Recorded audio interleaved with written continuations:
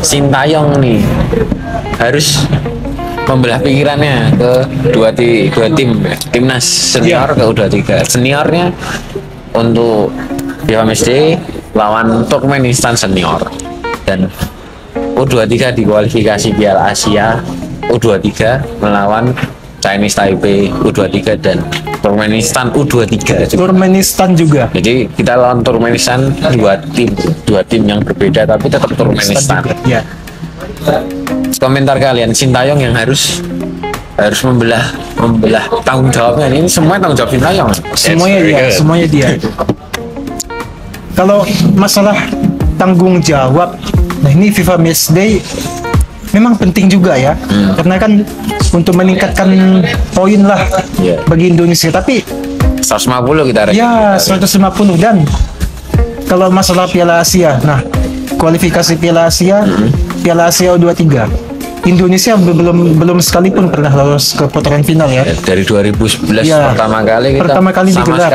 Nama Indonesia belum pernah ada. Nah, sepertinya Sintayong akan lebih mempertimbangkan lebih ke kualifikasi Piala Asia terlebih dahulu supaya Indonesia bisa lolos untuk pertama kalinya. Maka dari itu dia membawa nama-nama grade A seperti Marcelino Ferdinand, Elkan Bagot, lalu dan lain sebagainya juga ada. Jadi U23 rasa senior. Iya, rasa senior. Hernando. Banyak pemain senior ya. Padahal pemain-pemain ini menjadi andalan bagi Indonesia senior ya.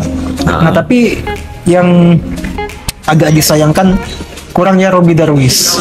Robby Darwish. Jadi kemarin kita sempat bahas itu, kalau ada Robby Darwish di kanan jadi bek kanan dan bek kirinya Arhan, kan Arhan juga dipanggil. Dia kan ada dua lemparan. Iya. Tipikal Indonesia sekarang set piece-nya lemparan. Memang dilatih untuk menghasilkan chance ya, atau create chance itu salah satunya dari Kan bagus. Itu dia dengan postur yang tinggi menjulang gitu kan. Itu memang sebenarnya perdebatan masalah untuk membagi prioritas mana yang harus didahulukan ini, kalau menurut aku pribadi ya memang sedari awal memang sudah seharusnya Pak Erick Thohir sebagai ketua umum PSSI bersinergi ya atas pemilik klub-klub atau pelatih klub-klub agar bisa menentukan mana jadwal yang terbaik, tidak mengganggu timnas, juga tidak mengganggu penampilan di klub. Dan kita kemarin juga banyak perdebatan kan dengan pelatih asing yang tidak mau main. Salah satunya memang karena tidak adanya sinergitas dari federasi, atau kurang sih, bukan tidak ada tapi lebih ke belum ada. Dan kemarin Erick Thohir pun ngasih statement kalau mempertimbangkan untuk beberapa kompetisi turnamen AFF Indonesia nggak akan ikut ya. Kalau di luar kalender FIFA, karena kan terjadi dinamika ya. Itu kan sebenarnya pernyataan yang baru kan kemarin ya. Baru ketika dia AFF sudah selesai baru terpikir seperti itu. Itu sebenarnya langkah yang kita tunggu dari awal seperti itu. Tidak mengganggu. Kalau memang tidak ingin ikut ya nggak apa-apa. Kemarin Singapura mereka merasa nggak siap, absen aja di AFF 3 kan. Makanya kemarin sempat dibilang ini udah AFF U23 pula. Tapi kan bagaimanapun juga namanya turnamen memang sudah harus diikuti dan pasti kan dimenangkan gitu ya. Nah, ini kan selain U23 ada senior juga. Ada senior juga. Nah, senior nih pemanggilan pemainnya cukup menarik. Ada 3 pemain anyar itu. Satu dari Persija, Aji Kusuma striker.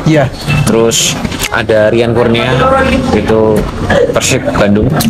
Terus Wahyu Prasetyo alias Hulk nih dari PSIS Semarang. Julukannya Terus yang menarik itu bukan 3 pemain ini, tapi 3 striker yang dipanggil Sintayong. Dipanggil sejauh ini 3 striker ini. Dimas Derajat, Dendi Sulistiawan, dan Aji Kusuma. Statistiknya 0 gol. Di awal musim ini tanpa gol. Nah, begini. Dimas Derajat di masa mudanya bisa bilang menjadi target man potensial. Nah, di musim 2021-22 dia menjadi salah satu penyerang domestik yang non naturalisasi. Yang gacor.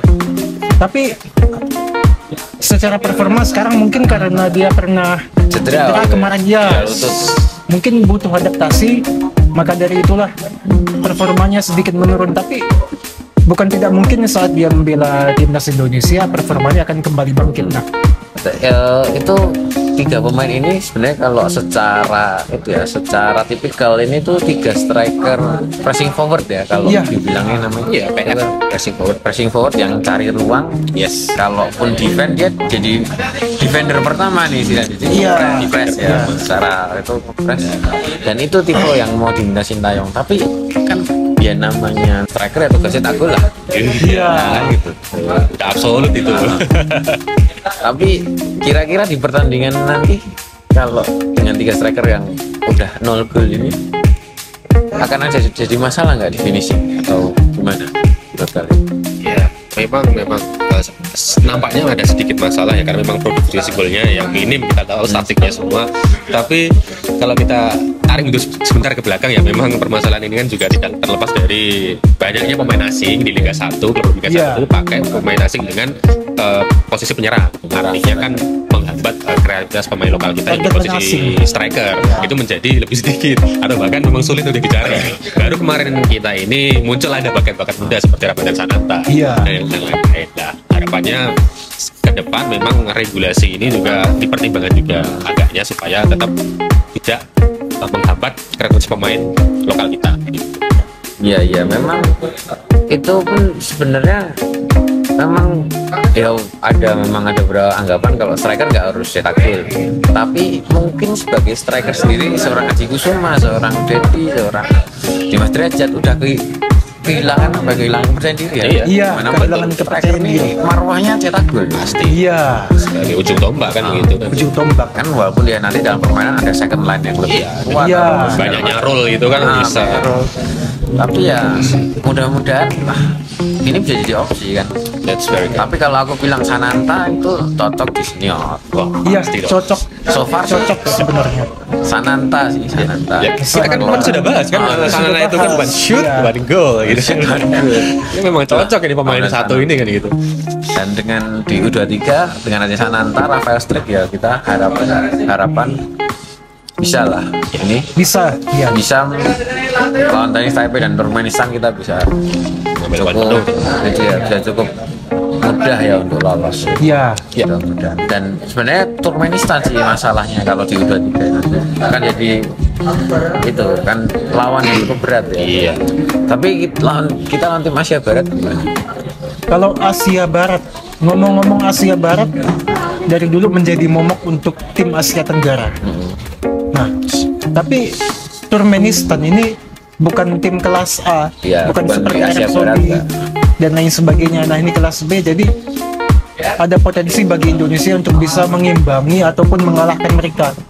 Dan kalau Chinese Taipei bukannya bermaksud meremehkan, tapi memang dari head to head dan pertemuan dengan Indonesia, nah cukup positif Indonesia bisa menang melawan mereka. Jadi menjadi momok Turkmenistan. Ya. Ya memang itulah kan harapannya memang kita ya lolos aja lah. Lolos. Iya. Sintayong ini kan. Sintayong ini kan memang sejauh ini memang nggak punya gelar, tapi kan dia meloloskan dari U20 terus senior dan harapannya ini U23 ya. Itu progres. Selalu ke Piala Asia dong.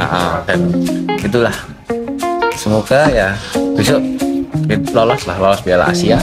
Semoga positif juga kita dapat poin tambahan di FAMSC ya. Yes. Harapan dia itu camkan kalau lolos ke Piala Asia sama juara AFF 10 kali mending lolos ke Piala Asia.